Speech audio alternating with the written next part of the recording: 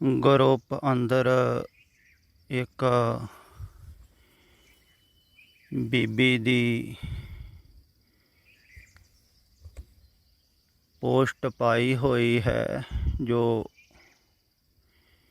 ਇੱਕ ਚੌਂਕੜੇ ਦੇ ਵਿੱਚ ਅਖੰਡ ਪਾਠ ਕਰਦੀ ਹੈ ਲਗਾਤਾਰ, ਤੇ ਭੋਗ ਪਾਉਣ ਤੋਂ ਬਾਅਦ ਉੱਠਦੀ। ਤੇ ਇਹਨੇ ਕਹਿੰਦੇ ਹਨ ਵੀ 150 ਤੋਂ ਉੱਪਰ ਅਖੰਡ ਪਾਠ ਕਰ ਲਏ ਹਨ। ਤੇ ਇਸ ਬੀਬੀ ਨੂੰ ਸ਼ੇਅਰ ਕਰੋ, ਤੇ ਸ਼ੇਅਰ ਕਰਨ ਵਾਲੇ ਨੂੰ 100 ਪ੍ਰਣਾਮ। ਦੇਖੋ, ਤੇ ਜਿਹੜਾ ਸ਼ੇਅਰ ਨਹੀਂ ਕਰੇਗਾ ਉਹ ਸਿੱਖ ਨਹੀਂ।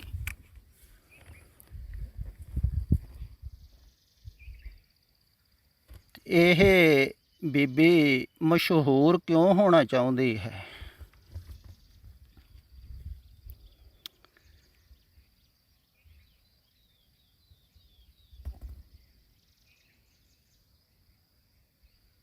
ਕਿਉਂਕਿ ਮਸ਼ਹੂਰ ਹੋਣ ਦੀ ਚਾਹਤ ਹੀ ਮਾਨਸਿਕ ਬਿਮਾਰੀ ਹੈ। ਜਿਵੇਂ ਥੱਲੇ ਬਲਵਿੰਦਰ ਸਿੰਘ ਨੇ ਆਡੀਓ ਰਿਕਾਰਡਿੰਗ ਰਾਹੀਂ ਕਿਹਾ ਹੈ ਨਾ ਵੀ ਇਹ ਬੀਬੀ ਮਾਨਸਿਕ ਰੋਗੀ ਹੈ। ਤੇ ਮਾਨਸਿਕ ਰੋਗ ਕਿਹੜਾ ਹੈ? ਹਉਮੈ, ਦੀਰਘ ਰੋਗ। ਤੇ ਜਿੰਨੀ ਮਸ਼ਹੂਰੀ ਹੋਵੇਗੀ ਓਨੀ ਹਉਮੈ ਦੀ ਤ੍ਰਿਪਤੀ ਹੁੰਦੀ ਹੈ।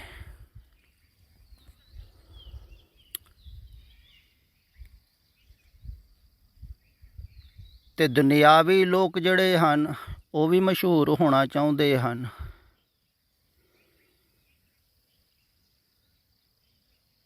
ਤੇ ਅਲੱਗ-ਅਲੱਗ ਲੋਕ ਤਰੀਕੇ ਵਰਤਦੇ ਹਨ ਮਸ਼ਹੂਰ ਹੋਣ ਦੇ। ਤੁਸੀਂ ਦੇਖਦੇ ਹੋ ਅਜੋਕੇ ਸਮੇਂ 'ਚ ਸੋਸ਼ਲ ਮੀਡੀਆ ਤੇ ਕਿੰਨੇ ਕਠਿਨ ਕੰਮ ਕਰਦੇ ਹਨ ਲੋਕ ਹੰਕਾਰ ਦੀ ਤ੍ਰਿਪਤੀ ਵਾਸਤੇ। ਆਦਮੀ ਖਤਰਿਆਂ ਦੇ ਨਾਲ ਖੇਡਦਾ ਹੈ। ਦੇਖੋ, ਬਹੁਤ ਕਠਿਨ ਆਦਮੀ ਕੰਮ ਕਰ ਰਿਹਾ ਹੈ ਇਸ ਕਾਰਨ ਕਿ ਮੇਰੀ ਮਸ਼ਹੂਰੀ ਹੋ ਜਾਵੇ, ਮੈਨੂੰ ਲੋਕ ਜਾਣਨ। ਤੇ ਇਹਦੇ ਨਾਲ ਮਸ਼ਹੂਰੀ ਦੇ ਨਾਲ ਸ਼ੋਹਰਤ ਵੀ ਮਿਲਦੀ, ਸ਼ੋਹਰਤ ਦੇ ਨਾਲ ਦੌਲਤ ਵੀ ਮਿਲਦੀ।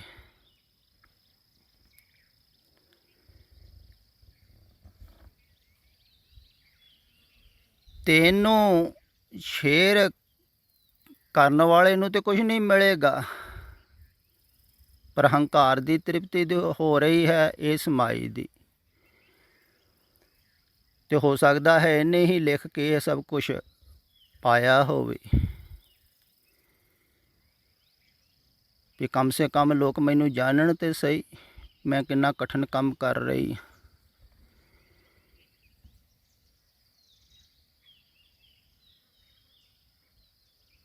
ਤੇ ਜਿੰਨਾ ਜ਼ਿਆਦਾ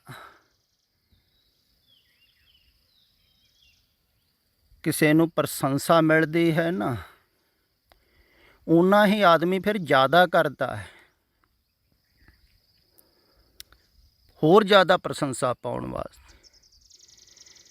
ਦੇਖੋ, ਇਹ ਥੋੜ੍ਹਾ ਚਿਰ ਪਹਿਲਾਂ ਵੀ ਇਹਦੇ ਬਾਰੇ ਪਤਾ ਲੱਗਾ ਸੀ ਤੇ ਥੋੜ੍ਹੇ ਪਾਠ ਲਿਖੇ ਹੋਏ ਸਨ, ਹੁਣ ਬਹੁਤ ਜ਼ਿਆਦਾ ਲਿਖ ਦਿੱਤੇ ਹਨ ਕਿਉਂਕਿ ਹਉਮੈ ਦੀ ਤ੍ਰਿਪਤੀ ਜ਼ਿਆਦਾ ਹੋਣ ਲੱਗ ਪਈ ਵੀ ਮੇਰੇ ਵਰਗਾ ਕੋਈ ਨਹੀਂ ਹੈ। ਐਸਾ ਹੈ ਕੋਈ ਜਿਹਨੇ ਇੰਨੇ ਪਾਠ ਕੀਤੇ ਹੋਣ? ਤੇ ਇਸ ਢੰਗ ਦੇ ਨਾਲ ਬਹੁਤ ਅਭਿਆਸੀ ਲੱਗੇ ਹੋਏ ਹਨ ਤੇ ਜਿਨ੍ਹਾਂ ਨੂੰ ਸਤਿਕਾਰ ਮਿਲ ਜਾਂਦਾ ਹੈ, ਆਦਰ ਮਿਲਦਾ ਹੈ।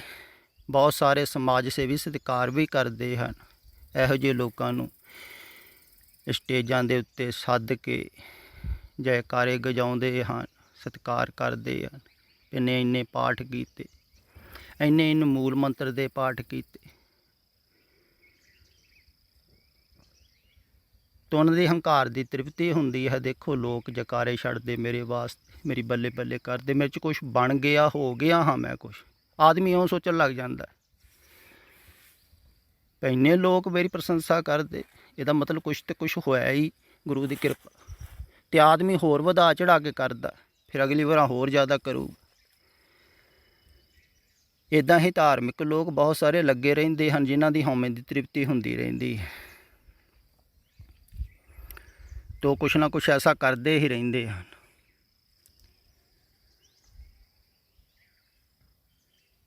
ਅਤੇ ਹਉਮੈ ਹੀ ਦੀਰਘ ਰੋਗ ਹੈ।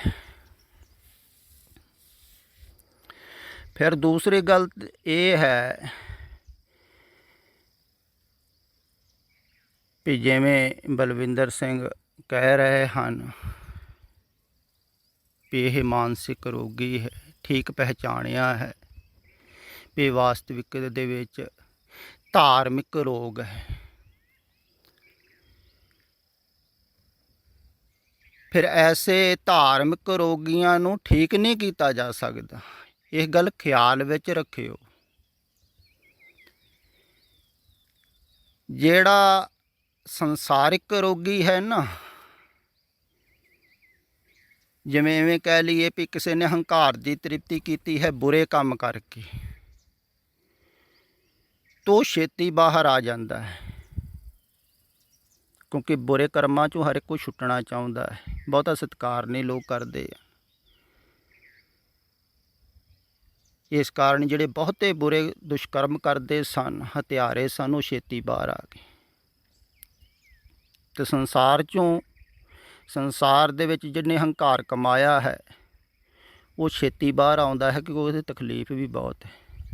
ਪਰ ਧਾਰਮਿਕ ਢੰਗ ਨਾਲ ਜਿਹਨੇ ਹੰਕਾਰ ਕਮਾ ਲਿਆ, ਬਿਮਾਰੀ ਵਧਾ ਲਈ, ਹਉਮੈ ਸਤਿਕਾਰ ਪਾ ਲਿਆ, ਉਹਨੂੰ ਤਾਂ ਫਿਰ ਸੋਨੇ ਦੀਆਂ ਬੇੜੀਆਂ ਪੈ ਜਾਂਦੀਆਂ ਹਨ, ਤੋ ਲਾਉਣੀਆਂ ਵੀ ਨਹੀਂ ਚਾਹੁੰਦਾ। ਸਤਿਕਾਰ ਮਿਲ ਰਿਹਾ ਹੈ, ਉਹਨੂੰ ਭਰਮ ਪੈਦਾ ਹੋ ਜਾਂਦਾ ਵੀ ਮੈਨੂੰ ਕੁਛ ਮਿਲ ਗਿਆ, ਬਣ ਗਿਆ। ਇੰਨੇ ਲੋਕ ਤਾਂ ਸਤਿਕਾਰ ਕਰਦੇ।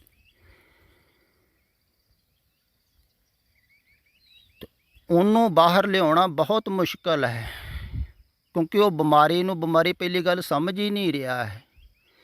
ਅਤੇ ਐਸੇ ਧਾਰਮਿਕ ਹਜ਼ਾਰਾਂ ਕੀ ਕਰੋੜਾਂ ਹੀ ਹਨ ਰੋਗੀ, ਜਿਨ੍ਹਾਂ ਨੂੰ ਪਹਿਲਾਂ ਸਮਝਾਉਣਾ ਹੀ ਕਠਿਨ ਹੈ ਵੀ ਤੁਸੀਂ ਰੋਗੀ ਹੋ, ਕਿਵੇਂ ਸਮਝਾਓਗੇ। ਉਹ ਕਹਿ ਰਹੇ ਹਨ ਅਸੀਂ ਪਾਠ ਕਰਦੇ ਹਾਂ, ਪੂਜਾ ਕਰਦੇ। ਹੁਣ ਜਿਵੇਂ ਰਾਵਣ ਸੀ, ਕਹਿੰਦੇ ਉਹ 4 ਵੇਦਾਂ ਦਾ ਗਿਆਤਾ ਸੀ। ਹੁਣ ਜਿਹਨੂੰ ਇੰਨਾ ਗਿਆਨ ਪਹਿਲਾਂ ਹੀ ਹੋਵੇ ਤਾਂ ਉਹਨੂੰ ਕੋਈ ਸਮਝਾ ਸਕਦਾ ਹੈ। ਦੇਖੋ ਕਮਾਲ ਦੀ ਗੱਲ ਹੈ ਨਾ। ਕਈ ਸੋਚਦੇ ਹਨ ਵੀ ਪਾਠ ਕਰਕੇ ਮੈਨੂੰ ਸਾਰਾ ਪਾਠ ਯਾਦ ਹੋਵੇ ਅਤੇ ਮਿਲ ਜੂਗਾ ਕੁਝ। ਕਹਿੰਦੇ ਹਨ ਐਸਾ ਵੀ ਇੱਕ ਹੋਇਆ ਹੈ, ਭਾਈ ਕਾਹਨ ਸਿੰਘ ਨਾਭੇ ਦਾ ਸ਼ਾਇਦ ਦਾਦਾ ਸੀ, ਜਿਹਨੇ ਸਾਰਾ ਹੀ ਗੁਰੂ ਗ੍ਰੰਥ ਸਾਹਿਬ ਜ਼ਬਾਨੀ ਕੰਠ ਕੀਤਾ ਹੋਇਆ ਸੀ।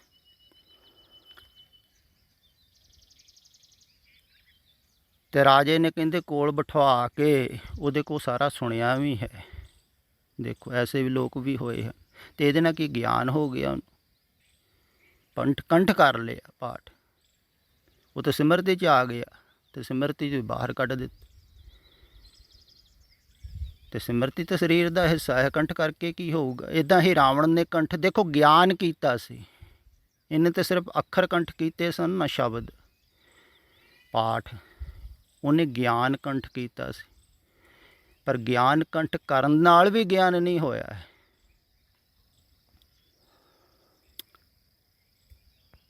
ਸਮਝ ਨਹੀਂ ਆਈ। ਅਤੇ ਇਹਨਾਂ ਨੂੰ ਲੱਗਦਾ ਹੈ ਵੀ ਅਸੀਂ ਪਾਠ ਕਰ ਲਏ, ਪਾਠ ਕੰਠ ਕਰ ਲਏ, ਜਾਂ ਕਈਆਂ ਨੂੰ ਗਿਆਨ ਬਹੁਤ ਕੰਠ ਹੈ, ਸਾਡੇ ਕੋਲ ਪੂਰਾ ਹੀ ਗਿਆਨ, ਤਾਂ ਉਹਨਾਂ ਨੂੰ ਇਹ ਭਰਮ ਪੈਦਾ ਹੋ ਜਾਂਦਾ ਵੀ ਹੋ ਗਿਆ ਕੁਛ, ਮਿਲ ਗਿਆ ਕੁਛ, ਜਾਣ ਲਿਆ। ਇੰਨੇ ਲੋਕ ਮੰਨਣ ਲੱਗ ਗਏ, ਤਾਂ ਉਹਨਾਂ ਨੂੰ ਆਪਣੀ ਬਿਮਾਰੀ ਦਿਖਦੀ ਨਹੀਂ ਹੈ।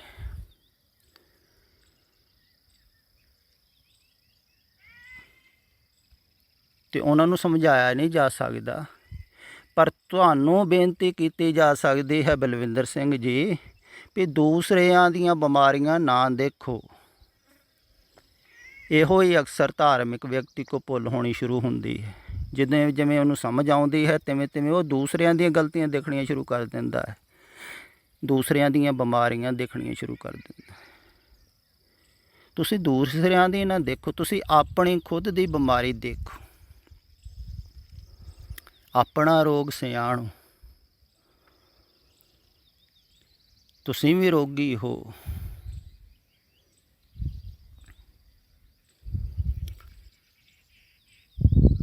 ਜੋ ਜੋ ਦਿਸੈ ਸੋ ਸੋ ਰੋਗੀ, ਰੋਗ ਰਹਿਤ ਮੇਰਾ ਸਤਿਗੁਰ ਜੋਗੀ। ਰੋਗ ਰਹਿਤ ਉਹ ਹੈ ਜਿਹੜਾ ਪਰਮਾਤਮਾ ਦੇ ਨਾਲ ਜੁੜਿਆ ਹੈ, ਜੋਗੀ, ਜਿਹਦਾ ਯੋਗ ਹੋ ਗਿਆ ਪਰਮਾਤਮਾ ਦੇ ਨਾਲ, ਵਿਯੋਗ ਹੋ ਗਿਆ ਸੰਸਾਰ ਨਾਲੋਂ।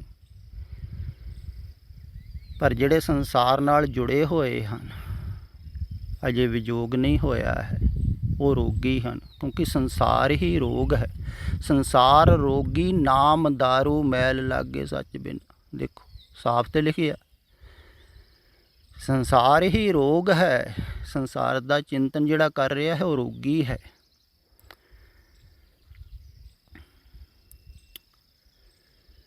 ਤੇ ਰੋਗ ਤੋਂ ਰਹਿਤ ਹੋਣਾ ਹੈ। ਤੇ ਜਿਹੜਾ ਰੋਗ ਤੋਂ ਰਹਿਤ ਹੋਇਆ ਹੈ ਨਾ, ਉਹਦੇ ਕੋ ਔਸ਼ਧੀ ਲੈਣੀ ਹੈ, ਉਹਦੇ ਕੋ ਦਵਾ ਲੈਣੀ ਹੈ। ਤੇ ਜਿਹੜਾ ਰੋਗ ਰਹਿਤ ਹੋਇਆ ਹੈ ਉਹ ਕਹਿੰਦਾ ਹੈ ਅਗਰ ਮੇਰੇ ਕੋਲ ਦਵਾ ਲੈਣੀ ਹੈ ਨਾ, ਤੁਸੀਂ ਇਲਾਜ ਕਰਾਉਣਾ ਹੈ, ਤਾਂ ਪਹਿਲਾਂ ਮਰਨ ਕਬੂਲ, ਜੀਵਨ ਕੀ ਛੜਿਆਸ, ਹੋ ਸਭਨਾ ਕੀ ਰੇਣ ਕਾ ਤਾਓ ਹਮਾਰੇ ਪਾਸ। ਉਹ ਕਹਿੰਦਾ ਹੈ ਵੀ ਅਗਰ ਵਾਸਤਵਿਕ ਦੇ ਵਿੱਚ ਇਲਾਜ ਕਰਾਉਣਾ ਹੈ ਤੁਸੀਂ, ਤੇ ਪਹਿਲਾਂ ਮਰਨ ਕਬੂਲ। ਮਰਨਾ ਕਬੂਲ ਭਾਵ ਕਿ ਰੋਗ ਛੱਡਣਾ ਕਬੂਲ ਕਰ ਲਓ। ਸੰਸਾਰ ਰੋਗ ਹੈ। ਪਹਿਲਾਂ ਰੋਗ ਛੱਡਣਾ ਕਬੂਲ ਕਰੋਗੇ ਤਾਂ ਹੀ ਤੁਹਾਨੂੰ ਰੋਗ ਮੁਕਤ ਕੀਤਾ ਜਾ ਸਕਦਾ ਹੈ ਨਾ।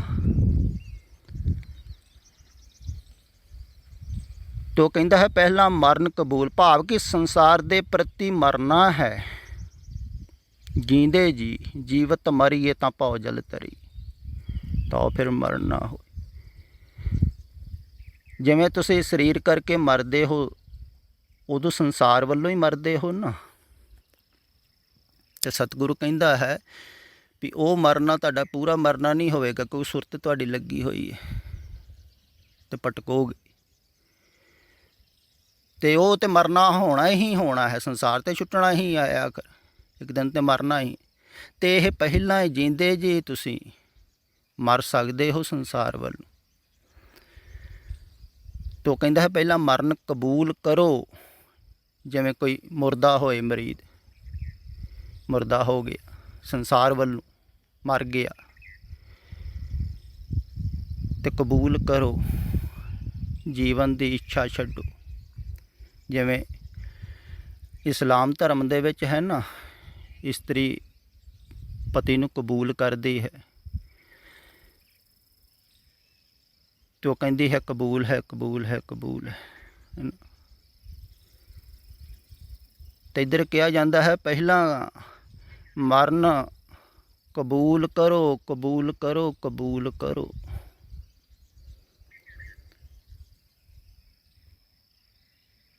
ਤੇ ਫਿਰ ਤੁਹਾਨੂੰ ਮਰਨ ਦੀ ਕਲਾ ਸਿਖਾਈ ਜਾਵੇਗੀ ਵਾਸਤਵਿਕ ਦੇ ਵਿੱਚ। ਕਬੂਲ ਕਰੋਗੇ ਮਰਨਾ, ਬਿਮਾਰੀ ਨੂੰ ਛੱਡਣਾ ਕਬੂਲ ਕਰੋਗੇ ਤਾਂ ਹੀ ਬਹੁਤ ਟੋਟਲ ਬਿਮਾਰੀ ਮਿਟੇਗੀ। ਫਿਰ ਬਿਮਾਰੀ ਹੀ ਮੈਂ ਹੈ, ਤੁਸੀਂ ਹੀ ਬਿਮਾਰੀ ਹੋ, ਇੱਦਾਂ ਕਹਿ ਸਕਦੇ ਹਾਂ। ਇਸ ਕਰਕੇ ਤੁਹਾਨੂੰ ਹੀ ਮਿਟਾਉਣਾ ਹੈ।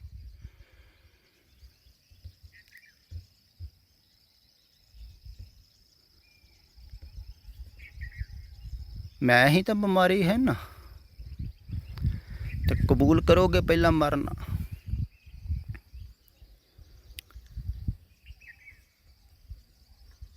ਦੇਖੋ ਫਿਰ ਕਮਾਲ ਦੀ ਗੱਲ ਇਹ ਹੈ, ਇੱਥੇ ਹੀ ਫਰਕ ਹੈ ਅਧਿਆਤਮਿਕ ਪ੍ਰੇਮ ਦੇ ਵਿੱਚ ਤੇ ਸੰਸਾਰੀ ਪ੍ਰੇਮ ਦੇ ਵਿੱਚ। ਸੰਸਾਰੀ ਪ੍ਰੇਮੀ ਇਹ ਕਹਿੰਦਾ ਹੈ ਵੀ ਤੂੰ ਮੇਰੇ ਨਾਲ ਰਹਿਣਾ ਹੈ, ਮੇਰੇ ਕੋਲ ਰਹਿਣਾ ਹੈ ਤੇ ਮੈਂ ਤੈਨੂੰ ਚੰਗਾ ਜੀਵਨ ਦੇਵਾਂਗਾ। ਜਿਵੇਂ ਪ੍ਰਚਾਰਕ ਕਹਿ ਰਿਹਾ ਸੀ ਵੀ ਸ਼੍ਰੀ ਰਵੀ ਸ਼ੰਕਰ ਕਹਿੰਦੇ ਹਨ ਵੀ ਮੈਂ तुम्हें जीना सिखाता हूँ, ਅੱਛਾ ਜੀਵਨ, ਚੰਗਾ ਜੀਵਨ, ਸ੍ਰੇਸ਼ਟ ਜੀਵਨ ਸਾਰੇ ਹੀ ਦਿੰਦੇ ਹਨ। ਵੀ ਸਾਡਾ ਗੁਰੂ ਉਲਟੀ ਗੱਲ ਕਰਦਾ ਹੈ। ਵਾਸਤਵਿਕ ਦੇ ਵਿੱਚ ਗੁਰੂ ਉਲਟਾ ਹੈ ਸੰਸਾਰ ਨਾਲ, ਇਸੇ ਕਰਕੇ ਸੰਸਾਰੀਆਂ ਦੇ ਸਮਝ ਵਿੱਚ ਨਹੀਂ ਆਉਂਦਾ। ਇਹ ਪ੍ਰੇਮ ਬਿਲਕੁਲ ਉਲਟਾ ਹੈ ਅਧਿਆਤਮ ਪ੍ਰੇਮ। ਸੰਸਾਰੀਆਂ ਦੇ ਅਕਸਰ ਸਮਝ ਵਿੱਚ ਨਹੀਂ ਆਉਂਦਾ ਕਿ ਸੰਸਾਰੀ ਦਾ ਪ੍ਰੇਮ ਇਹ ਹੈ ਵੀ ਸੰਸਾਰੀ ਜਿਹਦੇ ਨਾਲ ਪ੍ਰੇਮ ਕਰਦਾ ਹੈ ਉਹਨੂੰ ਜੀਵਨ ਦਿੰਦਾ ਹੈ, ਉਹਨੂੰ ਕਹਿੰਦਾ ਹੈ ਮੇਰੇ ਕੋਲ ਰਹੋ, ਮੈਂ ਤੈਨੂੰ ਚੰਗਾ ਜੀਵਨ ਦੇਵਾਂਗਾ, ਮੈਂ ਤੈਨੂੰ ਸ੍ਰੇਸ਼ਟ ਜੀਵਨ ਦੇਵਾਂਗਾ, ਅੱਛਾ ਜੀਵਨ ਜਿਊਂਗਾ, ਹੈ ਨਾ। ਪ੍ਰੇਮ ਦੀ ਪਰਿਭਾਸ਼ਾ ਵੀ ਤੁਸੀਂ ਇਹੋ ਹੀ ਕਰੋਗੇ ਨਾ ਵੀ ਜਿਹੜਾ ਪ੍ਰੇਮ ਕਰਦਾ ਹੋਊਗਾ ਉਹ ਸੁੱਖ ਸੁਵਿਧਾ ਦੇਊਗਾ ਤੁਹਾਨੂੰ, ਚੰਗਾ ਜੀਵਨ ਦੇਊਗਾ, ਮਰਨਾ ਦੇਊਗਾ ਤੁਹਾਨੂੰ। ਪਰ ਅਧਿਆਤਮਿਕ ਪ੍ਰੇਮ ਦੇ ਵਿੱਚ ਤੇ ਗੱਲ ਹੀ ਉਲਟੀ। ਇੱਥੇ ਤੇ ਗੁਰੂ ਕਹਿ ਰਿਹਾ ਹੈ ਵੀ ਪਹਿਲਾਂ ਮਰਨ ਕਬੂਲ ਕਰ,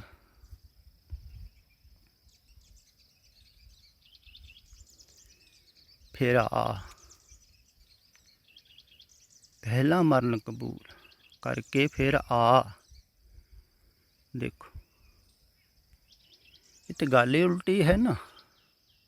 ਇਸੇ ਕਰਕੇ ਨਹੀਂ ਇਹਨੂੰ ਸਮਝ ਵਿੱਚ ਆਉਂਦੀ ਆਮ ਸੰਸਾਰੀਆਂ ਦੀ।